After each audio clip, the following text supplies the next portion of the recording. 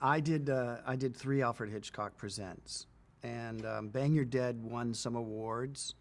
It was a pretty powerful, I think, anti-gun story back in 1961.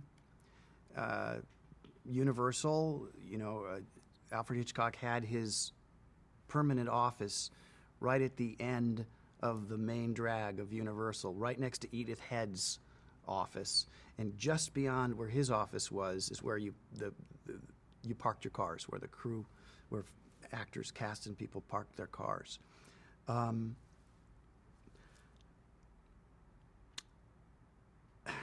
You're Dead is a good show, and I think I did a very good job in it. In a nutshell, it's the story of a little kid whose friends are out playing cops and robbers. His uncle returns from a holiday, tells the kid, his name was Jackie, tells the kid that he has a present for him. The kid is impatient, goes up to the guest room where his uncle's suitcase is, opens the suitcase, finds a revolver. All his friends are out playing cops and robbers. He assumes this revolver is his gift. He sees a box of shells, a box of bullets next to the revolver. He takes a handful of the bullets, puts 1 or 2 in the chambers of the revolver, puts the rest in his pockets, goes out to play with his friends and hang out in town. And over the course of the next 30 minutes, slowly fills the chambers of this revolver.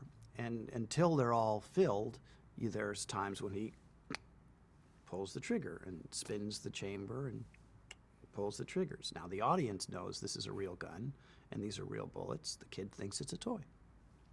It's a powerful story. Alfred Hitchcock, who wrote me a very, very sweet, nice autograph,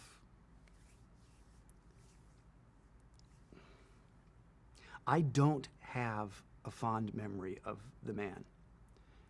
I wish I did, but I don't. I think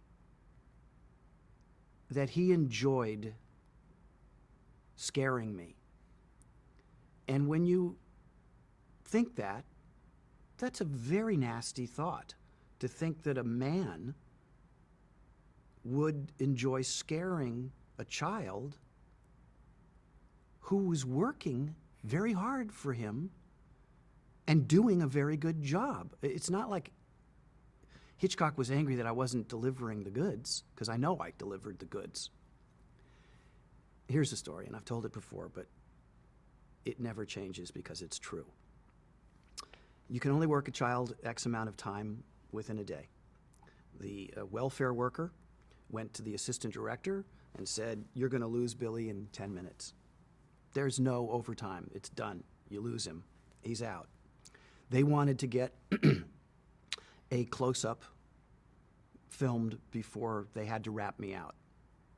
So they had me stand in for myself because they thought it would expedite the lighting and the shot. Whereas normally, at that point in my time, small men were my stand-ins. So they decided to have me stand in on my mark while they lit me. Well, the truth of the matter is, I'm not a stand-in. I'm not. I think about this now from my perspective. That's not my job description. That's not what I'm hired to do. I'm 7 years old, and I'm fidgeting around on my mark. I'm not standing still because I'm not a stand-in. I'm getting all worked up about this because I see this so clearly. Alfred Hitchcock gets up out of his chair. He always wore this black suit, a white shirt, and a black tie, and he was a very big man. On the set, he was constantly sweating. It was a very imposing physicality. He walked up to me, not the AD, not the DP, Hitchcock gets up out of his chair, he walks up to me, he bends down, and he whispers in my ear, And this is exactly what he said to me, exactly. And I've told the story a bunch of times, but it's absolutely tattooed on my id. He goes, "If you don't stop moving about,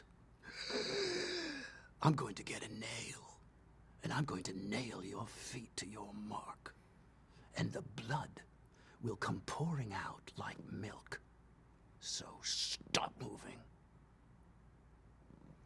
And that's what he says to me. Now, I'd been working all day, all week, doing a really good job. And he scared the shit out of me.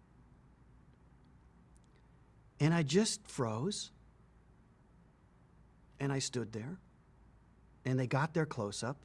And I don't remember what it was. I don't even know if, I can't watch that show and say there's that moment. But they got their shot. And if he had said to me, "Thank you, Billy," I wouldn't really have done that, or I was just kidding you. If he'd said that to me, I wouldn't remember it. It wouldn't have made a difference to me. But not only did he not say that to me, I was intuitive enough to know that he actually enjoyed the fact that he scared the shit out of me. He did. I could tell. You could feel it. You could feel he got that shot and he was like, I got that. I got what I wanted. But what he also got, what he wanted, was leaving me with that feeling. So,